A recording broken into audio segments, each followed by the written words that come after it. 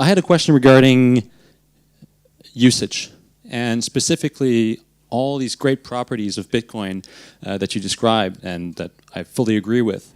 If you look back, and you've been in the ecosystem much longer than I have, in recent years, there has been a shift in the startup community, specifically from Bitcoin startups trying to push adoption, push usage of Bitcoin, trying to promote the use of Bitcoin as a payment system, and in the recent 12 to 24 months, we've seen that shift over to blockchain for enterprise, etc.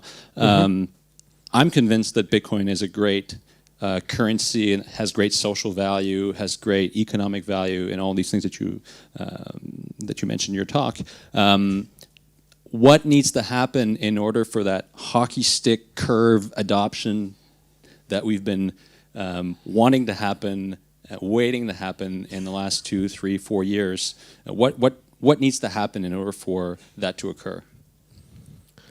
That's a great question. So I think what we find with entrepreneurialism in general is that the most important factor when you're doing a startup is timing, right? And we saw this with the early web, we saw this with early internet companies. In 1998, some people said, oh, let's deliver supermarket food by web. And those companies failed, right? Pretty badly, in fact. That doesn't mean the idea failed. The idea had happened. It just happened 15 years later. And the reason was that you have to wait until the density of adoption can allow you to set up a market. And there's different types of markets. There's markets that are one-sided, there's markets that are two-sided, and there's markets that are many-to-many. So let's think about that for a second. What's the primary application of Bitcoin that has succeeded so far? Speculation. How many people does it take for someone to speculate in Bitcoin? One, the speculator. You don't care if your neighbors have Bitcoin, accept Bitcoin, don't accept Bitcoin. In fact, it's probably better if they don't. It's probably better if they don't figure it out for another couple of years, and you'll get the price premium of having to deal with a difficult technology early enough to be a speculator. So speculator is a one-sided market. It's almost a zero-sided market. You only need one participant. So that's the most successful application. Now, if you want a two-sided market, then you've got to have buyers and sellers simultaneously present in the same vicinity with access to Bitcoin or the desire to own Bitcoin, right? That's harder to bootstrap. So we find that successful in areas like online commerce. Because if in online commerce I make a product available and I say, hey, I'll take Bitcoin, I don't need people to be here. I just need to be on the internet. And if there's someone on the internet who has Bitcoin and someone on the internet who wants Bitcoin, commerce happens, great. But if you try to do that at your local bakery, and there's 3 people in a 5-mile radius who have Bitcoin, and 1 bakery in a 5-mile radius that wants Bitcoin, you don't have a market, right? You're just going to get frustration. So that market takes a lot longer to bootstrap. Remember when Facebook started, right? And then day 1, they launched globally and everybody signed up? Oh no, I'm remembering it wrong. That's not how it happened. What they did was they went in Stanford and they picked 1 building.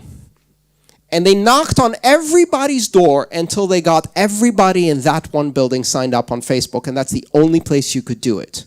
And once that was successful, they got 5 more buildings and they signed up the entire campus. So now when you went to Stanford, everyone you knew was on the Stanford Facebook. And now it was useful because you had the density. So they bootstrapped the market by creating a small focused group, right? And then they went and expanded. So you're going to see this happen with Bitcoin. You can't just bootstrap a retail market and say, hey, we accept Bitcoin. In the 10e arrondissement, there's 1 bakery, it accepts Bitcoin, world, come visit. And nobody shows up, right? We're not going to see those types of retail applications. And part of the reason we're not going to see those types of retail applications is this. How many people in this room have a debit card? Maybe I should have asked this the other way around, right? Okay, so do you really need Bitcoin? No. You don't. Not to shop at the bakery.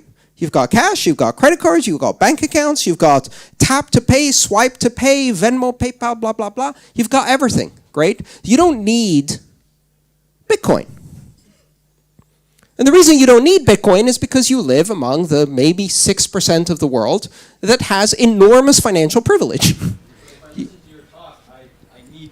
You need Bitcoin because you understand it ideologically. That's very different from, my children will starve, I can't send them to school, my generation's wealth has been destroyed by my government. I saw that in Greece. Twice in my lifetime, my parents lost everything. You go to Argentina and I talk about Bitcoin, they know why. And to them, it's not theoretical. It's not theoretical at all. So what do you need for Bitcoin adoption? Well, you need to be needed. You need to have applications that are needed. And the basic form of paying is an application that is needed by 4.5 billion people around the world who have very little access to banking and can't do cross-border transactions. And I don't think any of them are in this room. Right? Now, that's the majority of the human population, but it's going to take a decade to bring this technology. Do you need Bitcoin if you live in a country that's suffering from hyperinflation, if there's a banking crisis, if there's currency controls, if you're trying to get your money out, if your government, occasionally throws people out of airplanes because they disagreed with them? Yes. All of these things happened in Argentina in the last 20 years. They get it. So we're not going to see the bootstrapping of Bitcoin for retail payments among affluent, connected, banked people.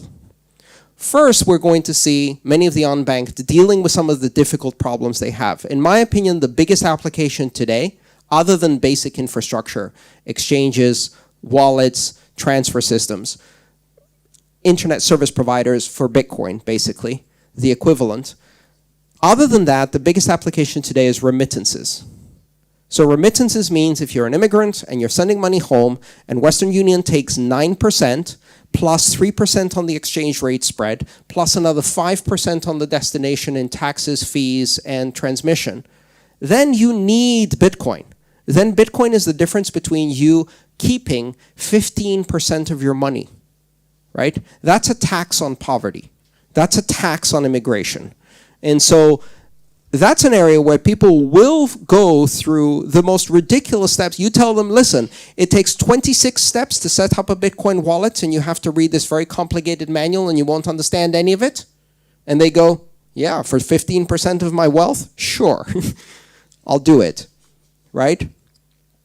Now, if you tell someone in Paris, listen, next time you go buy your morning cafe and croissant, instead of just going tap, woo, with the Apple Pay, read this 26-page manual, go through these 70,000 steps, and then you'll have Bitcoin, and the world will be a better place. They're like, you're crazy. So we have to understand who the audience is. And the audience is very difficult to see from this perspective, because we assume that people have these things. The truth is, 2.5 billion people in the world have zero access to banking. They live in completely cash and barter-based societies. 4.5 billion people have very limited access to banking in a single currency with no ability to send or receive money across borders or with very expensive fees and very difficult requirements. You go to the United States, 18% of the population has no bank account. That's 60 million people. You'd think it was less. Many of those are undocumented immigrants. Others are poor people who lack documentation. Others are people who simply, if they try to walk into the bank, they'll probably be arrested because of how they look, right? If you're homeless, if you're illiterate, if you're completely uneducated, you walk into a bank, it's a terrifying place. You're not going to be able to figure out all of the ways to open a bank account. That's 60 million people. In this country, it's actually a bit higher than 18%. But you go to places like the Philippines, Indonesia, or Brazil, you're looking at 75% unbanked, right? So that's where Bitcoin is going to succeed, in my opinion.